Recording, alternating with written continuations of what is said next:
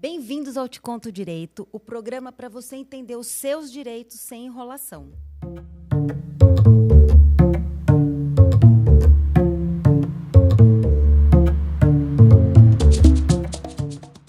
Hoje a gente vai falar de amor, de boletos e de lei.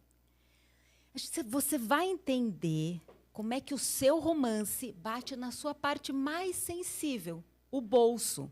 E o que a lei diz sobre isso? E para essa missão, eu trouxe um advogado especialista, Dr. Henrique Cunha Castella. Doutor Henrique, obrigada por ter vindo. Olá, eu que agradeço o convite. Vamos entender o que é cada coisinha. O que é o namoro, qual a diferença entre namoro, união estável e casamento. Tá com você. A lei, quando trata sobre a união estável, ela fala que é a convivência pública, duradoura e contínua com a intenção de formar uma família, tá?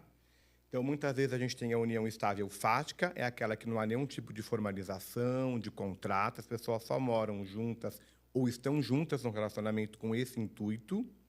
E tem o casamento, que é o casamento conhecido, contrato. Casamento civil, que também pode ser o casamento religioso. Que você vai lá e assina o papel. Você vai lá no cartório e celebra um contrato. Olha que difícil. Não é porque o boy dorme com você 3 vezes na semana, 4 vezes na semana, que você está em união estável com ele. Presta atenção. Agora, se você está chamando a mãe dele de sogra, se você está pagando o boleto dele ou dela, ou se te botou no plano de saúde. Como dependente.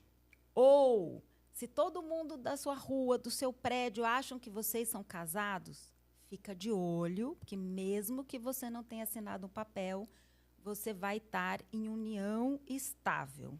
Então, tem uma confusão que na união estável as pessoas falam, não, mas precisa de 5 anos para considerar que eu estou na união estável.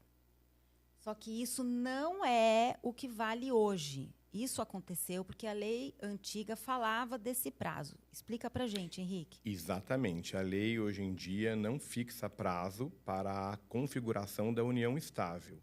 O que basta, o que é necessário, é uma convivência, como falamos há pouco, duradoura, contínua e pública, ou seja, que outras pessoas veem vocês convivendo juntos e com a intenção de formar família. Isso basta, independentemente do tempo, para caracterizar uma união estável. E nem precisa morar junto. Não precisa morar junto, exatamente. Qual a diferença disso para o namoro? O namoro é algo bem mais informal, onde o casal deixa claro que aquilo é uma relação que, não, a princípio, não tem o intuito de gerar vínculo, de gerar uma unidade familiar propriamente dita. Então, eles têm uma relação mais informal, eles namoram, ok, estão juntos, mas não caracteriza que eles estão convivendo numa união estável. É algo bem mais, digamos assim, simples, mais leve, né? Sem grandes formalidades. Talvez seja mais correto falar isso. O problema é quando isso vai para a prática. E aí, a tendência é você já avançar no relacionamento. Você já está achando que é para sempre, a vida toda. Exato. Amo, já dorme em casa. Já não tem aquela etapa que vai gradualmente. Que o direito pensava isso. Primeiro namora, depois casa, e se não casou, é união estável. Agora não. Às vezes você avança no romance, não escreve nada, e aí isso mexe aonde? No bolso. Esse é o ponto que a gente vai chegar. Exato. Porque no namoro, às vezes, as pessoas continuam com as suas vidas, viajam sozinhas, não estão sempre juntas. E hoje em dia existe uma figura que não era comum, principalmente no Brasil, mas em outros países já, que é o contrato de namoro. Que tem se ouvido falar bastante, onde as pessoas também deixam claro, formalizando isso num instrumento particular, ou, enfim, numa escritura pública, alguma coisa, para determinar que aquele convívio, elas têm intenção que continue como uma relação de namoro, e não ainda uma união estável para formar família. Então, você determina isso, disciplina, e deixa no papel.